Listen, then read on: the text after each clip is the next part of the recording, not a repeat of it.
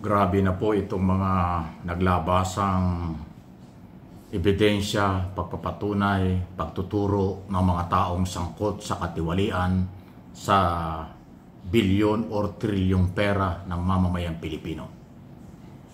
At ngayon po ay lumalabas na 6 ng senador ang nababanggit.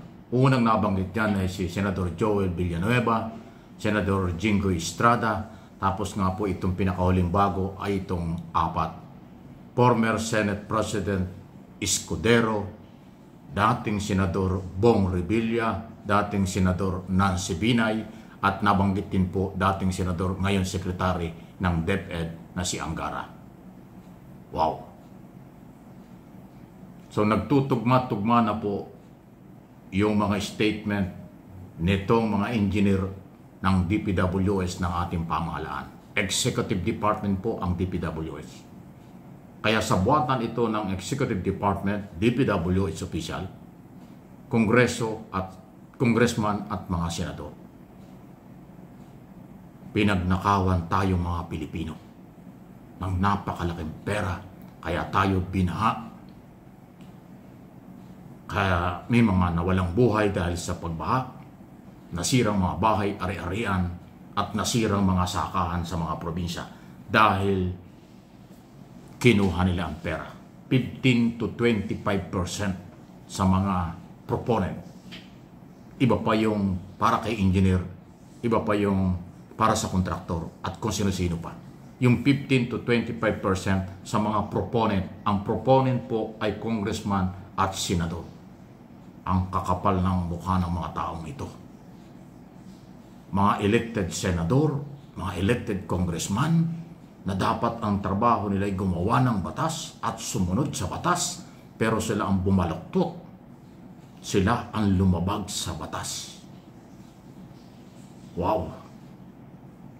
Kaya pala walang development. Kaya pala hindi umuunlad ang ating bansa. Dahil sa mga maling na iboboto ng taong bayan, maling gawain ng mga politiko. Hindi ko sinabing guilty na sila.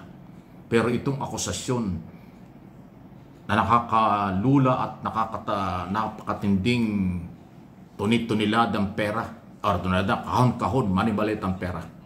Tuloy-tuloy lang para mas mahaba. Ay lumalabas po dito sa hearing sa mga nangyayari sa Senado. Iba yung deliver doon sa isang hotel dyan sa The Port. Iba yung dinadala sa mga bahay. Ang lalakas ng loob nila. Sa mga bahay mismo, dinideliver yung pera.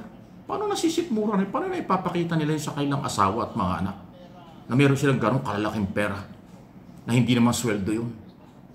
Natural. Racket talaga yun. Pati itong Undersecretary Bernardo, sabit din po ito. Hindi ho yung... Kaya nga siya nagsorry at maaming siya yung nagkamali at tao lang daw siya. So, meron din siya dyan.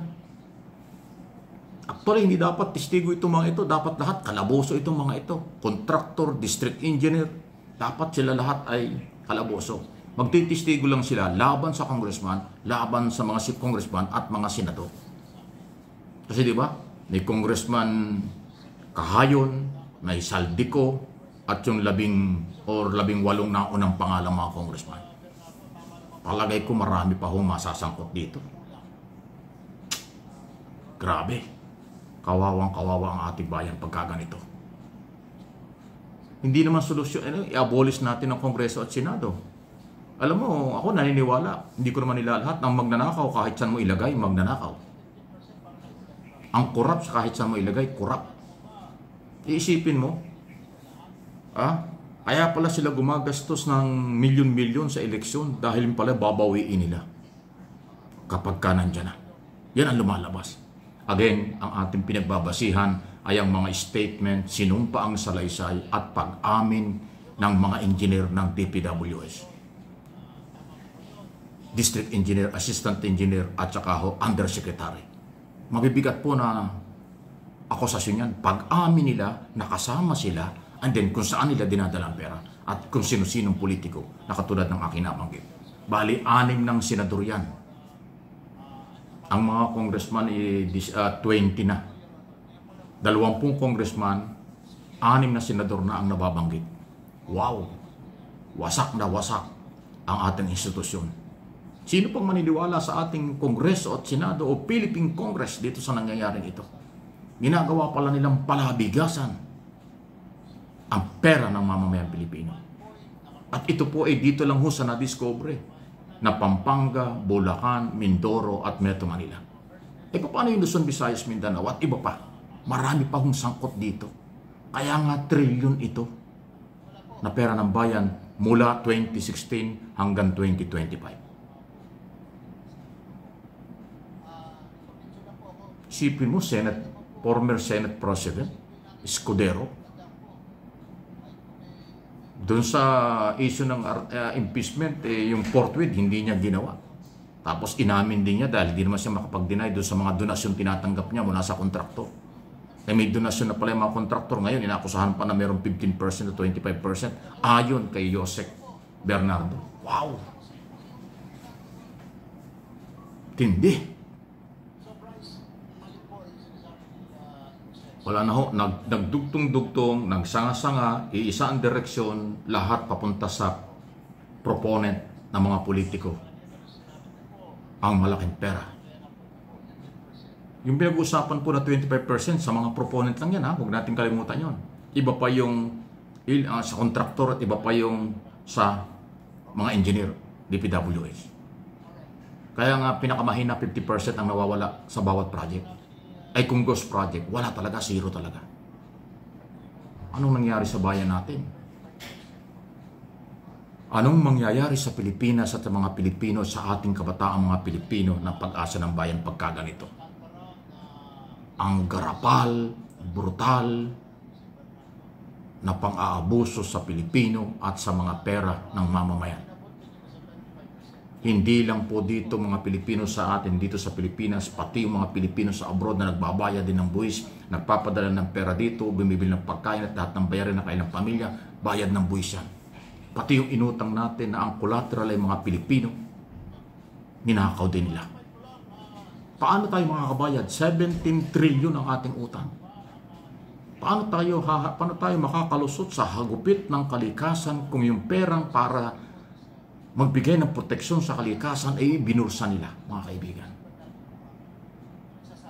Palagay ko, walang Pilipinong matutuwa. Pag ang Pilipino natuwa pa sa nangyaring ito, hindi ka normal. Dapat lahat ng Pilipino'y magalit. Maliban lang doon sa asawa, mga anak, kapamilya o kamag-anak nung mga corrupt government official. Baka tuwan-tuwa pa sila. Isipin mo, dinideliver sa bahay nila ang napakalalaking mga pera. Tuwan-tuwa sila dahil marami silang pera, marami silang pwedeng gawin sa pera. Eh, yung pala'y nakaw. Kung kinusintin nyo ang inyong mga magulang ng ganyang katinding pagnanakaw ng pera, kayo, kasama rin kayo. Kayong mga anak ng mga politikong nagnakaw ng pera ng bayan. Anong mukhang ihaharap nyo sa taong bayan? Anong mukhang ihaharap nyo sa inyong mga klase, kaibigan, sa social media o personal? Hindi ko sinabing guilty, pero yung luho at yung perang nakarating sa inyong pamilya, ibalik nyo. Wala kayong mukhang ihaharap sa inyong kaibigan at kapwa Pilipino. Dahil ang sinasabi ho ng mga testigo at mga sangkot at umamin, sa inyo dinala ang pera, kasama kayo. Grabe po ito. Nakakagalit talaga. Please like and share.